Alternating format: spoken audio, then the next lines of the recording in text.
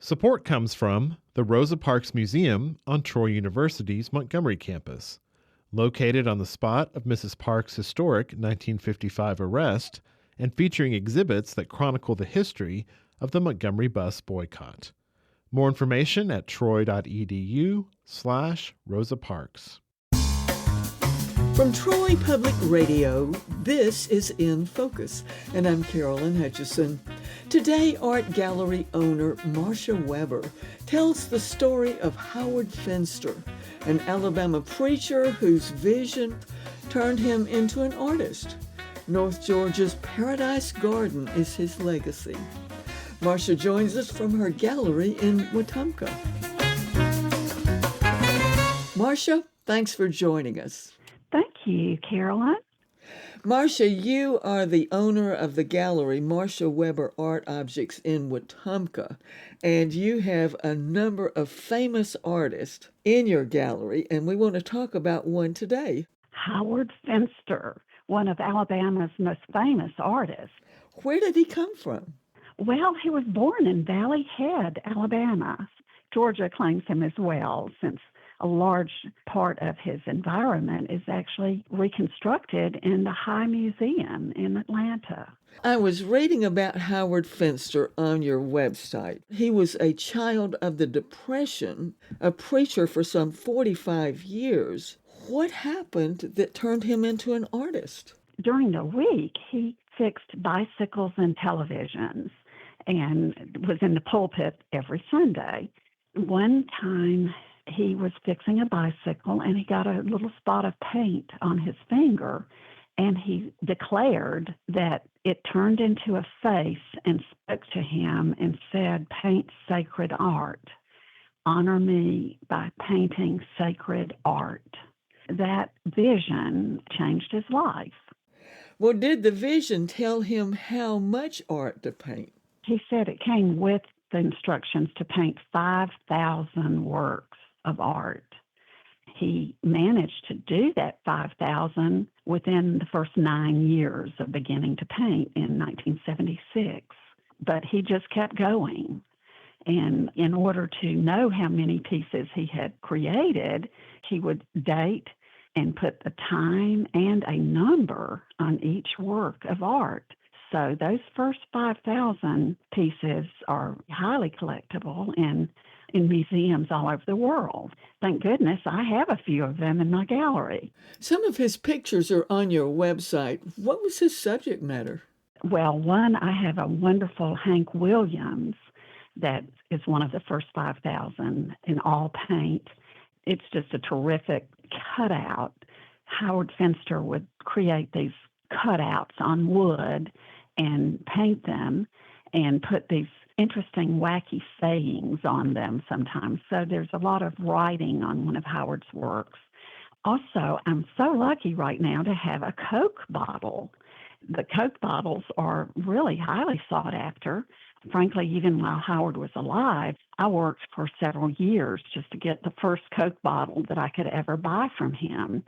They're just super fun to look at. His Coke bottles are actually kind of large cutouts of the shape of a Coke bottle on a thin piece of wood, and then it was primed, and he would then put paint and marker and fill it with all kinds of details and fun sayings.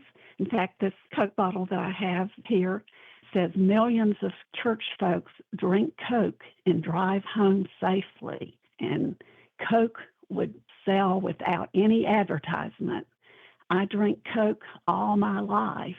If anyone has a better drink than Coke, they must have kept it for themselves. I haven't found it yet.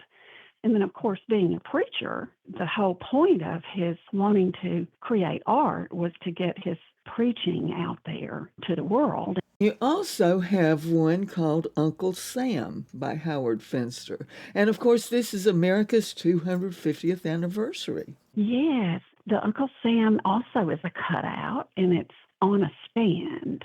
It can be hung on the wall, but would create these standing cutout pieces. He did these Uncle Sams during the Desert Storm War. So a lot of the Uncle Sam's have references to the Desert Storm War. How long has he been deceased? Howard's been deceased for 25 years, and so all of his art is from the 90s into the early 2000s.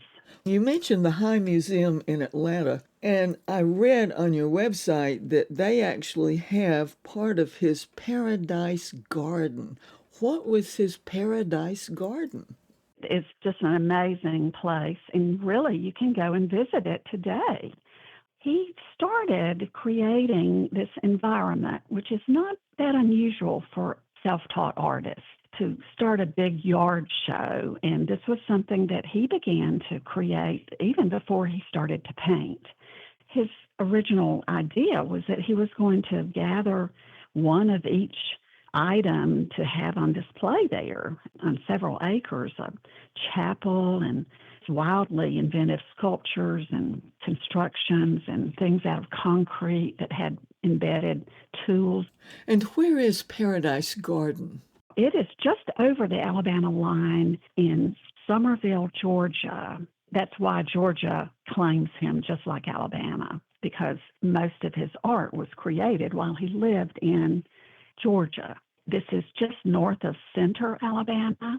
Marcia, from the pictures, it is a most unusual place. Can you describe what you saw in Paradise Garden? Fruit hanging on the trees, tomatoes on the vines.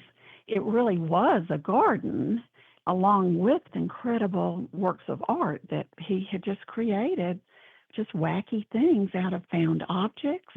You can still go and see it even today, because Foundation has purchased the garden from Howard's family, and they have lovingly restored it professionally. And they have a folk festival there once a year for all kinds of artists to gather that are self-taught and celebrate Howard and sell their art. And it's quite a gathering place. After Howard died, the High Museum was so interested in his work that they acquired a large amount of the works of art that were there. They have a very interesting recreation of it as part of the High Museum. It takes up a lot of space at the High and is a permanent exhibit. You had another article on your website, MarciaWeberArtObjects.com, and it was about outsider art. What is outsider art, and why are so many artists today popular who do self-taught art? I think it appeals broadly to people because it's such honest art. It's unaffected, it's unpretentious, it just flows right out of the heart of the artist. It's not following trends or rules set by academic standards. So a lot of times it just takes on a character of its own that's highly related to the artists themselves and what caused them to begin making art. I believe the collecting audience for this art, which is broader and broader every year, it truly comes through as something that makes you smile when you look at it on your wall, and it's fun to live around. That's really what art ought to be. It should bring joy to the world, and this art does. You have a picture of Howard Finster on your website. He has a banjo in his hand. He's sitting in a chair. So do give us your website, which has information on your gallery. My website is Marcia, M-A-R-C-I-A, Weber, W-E-B-E-R, artobjects with an S.com. So if you just remember the Marcia Weber artobjects.com. Marcia, I want to thank you for your visit today and telling us about artist Howard Finster and his Paradise Garden. Oh, well, thank you, Carolyn, for having me. Joining us from Wetumpka was Marcia Weber, owner of the gallery Marcia Weber Art Objects, with the story of artist Howard Finster. Thanks for joining us for In Focus, which is a podcast wherever you get your podcasts. I'm Carolyn Hutchison, and this is listener-supported Troy Public Radio.